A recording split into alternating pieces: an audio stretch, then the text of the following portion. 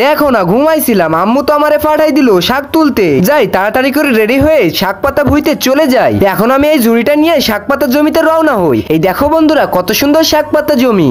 এখান থেকে আমি আজ অনেক শাক পাতা তুলবো, তারপরে এগুলো বাড়ি নিয়ে যাব। এই দেখো না বন্ধুরা আমি এখন বাড়ি চলে এসেছি। এখন আম্মু সুন্দর করে শাক পাতাগুলো রান্না করবে আর আমি মজা করে খাবো। এই দেখো না বন্ধুরা আম্মু তো শাক পাতা সিদ্ধ করা হয়ে গেছে। শাক পাতাগুলোকে সুস্বাদু করার জন্য আম্মু এতে একটু মশলা মিশিয়ে দিল। এখন শাক পাতাগুলো খেতে অনেক সুস্বাদু হবে। এই তো আম্মুর এখন রান্না করা শেষ হয়ে গেছে। এখন শাক পাতাগুলো খেয়ে দেখি কেমন টেস্ট হয়েছে। আরে এটা তো খেতে অনেক সুস্বাদু হয়েছে।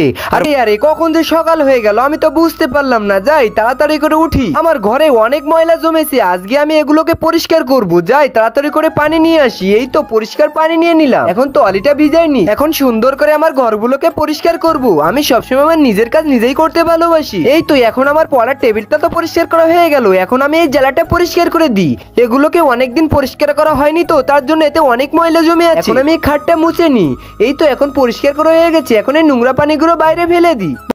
আরে নিয়ে যাও পানির দামে একদম সস্তা দামে ফল নিয়ে যাও। আরে ম্যাডাম আপনার এই ফলগুলো কত করে দিছেন? 2 কেজি নিলে 300 টাকা আর 1 কেজি নিলে 100 টাকা। আরে ম্যাডামের মাথাটা খারাপ হয়ে গেল নাকি? ম্যাডাম এসব কি সব বলছে? আচ্ছা ঠিক আছে আমাকে 3 কেজি দেন, 1 কেজি কেজি করে। 1 কেজি কেজি করে দেবো কেন? 3 কেজি একসাথে দিলে তো হয়। আরে ম্যাডাম 1 কেজি তো 100 টাকা, তাই 1 কেজি করেই দেন। আচ্ছা ঠিক আছে তুমি যেভাবেই বলবে আমি ওভাবেই দিচ্ছি। এই নাও তোমার 1 কেজি ফল। এই নেন ম্যাডাম আপনার টাকা, আর বাকি 2 কেজি দেন। আচ্ছা ঠিক আছে আমি দিচ্ছি।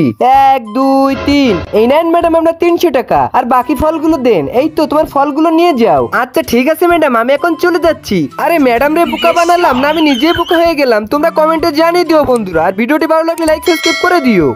আরে কি গরম পড়ছে রে। আরে আমার রোদে কাজ করতে অনেক কষ্ট হয়, তারপরেও কি করব, করার তো কিছু নাই। কারণ আমার আম্মু অনেকদিন ধরে হসপিটালে ভর্তি আছে, তাই আমাকে আমার আম্মুর জন্য রান্না করতে হবে। রান্না করা হলে এই খাবারগুলো নিয়ে আবার আমাকে আম্মুর কাছে যেতে হবে। আমার আম্মু তো অনেক অসুস্থ, আমার আম্মু তেমন কিছু খেতে পারছে না, তাই আমি আমার আম্মুর জন্য হালুয়া তৈরি করতেছি। আর বন্ধুরা আমি ছোট মানুষ, আমার কথা বলতে গেলে অনেক ভুল হয়ে থাকে, তোমরা সেটিকে ক্ষমা দৃষ্টিতে দেখবে। আর বন্ধুরা আমি আমার মাকে অনেক ভালোবাসি, তাই আমার মায়ের জন্য এত কষ্ট করছি। বন্ধুরা তুমিও যদি তোমার মাকে সত্যি করে ভালোবেসে থাকো তাহলে মন থেকে একটি লাইক করে আমার এই ছোট্ট চ্যানেলটিকে সাবস্ক্রাইব করে দিও, আর কমেন্ট বক্সে আই লাভ ইউ মম লিখতে ভুলো না। আরে এই রে সকাল তো হয়ে গেছে, তাড়াতাড়ি ঘুম থেকে উঠি। আজকে আবার আমার বাজারে যাইতে হবে কেনাকাটা করার জন্য। যাই তাড়াতাড়ি করে হাত মুখ ধুয়ে নি। আরে আমি তো বাজারে যাবো তাই একটু সাজুগুজো করে নিলাম। এই রে বেলা তো অনেক হয়ে গেছে, এখন চটপট করে বাজারের দিকে রওনা হই। আরে এই দেখো না এটা হলো আমাদের বাজারে যাওয়ার রাস্তা। আরে এই দেখো কথা বলতে বলতে বাজারের ভিতরে চলে এসেছি। আমি এখন এই দোকানের কাছ থেকে বেছে বেছে 1 কেজি আদা কিনবো। আর দেখো না বন্ধুরা এই আদাগুলো কত পরিষ্কার পরিচ্ছন্ন আর দেখতেও অনেক সুন্দর লাগতেছে। কিন্তু আদা তো কিনা হলো, এখন আমার অনেক খিদা লাগছে, তাই এখন আমি একটু খাবারের দোকানে আসলাম। খাবার তো এখন কিনা হয়ে গেল, এখন আমি এই খাবারগুলো খেতে খেতে বাড়ির দিকে চলে যাব। আর বন্ধুরা এই ভিডিওটি তোমাদের একটু ভালো লাগলে মন থেকে লাইক করে চ্যানেলটি সাবস্ক্রাইব করে দিও।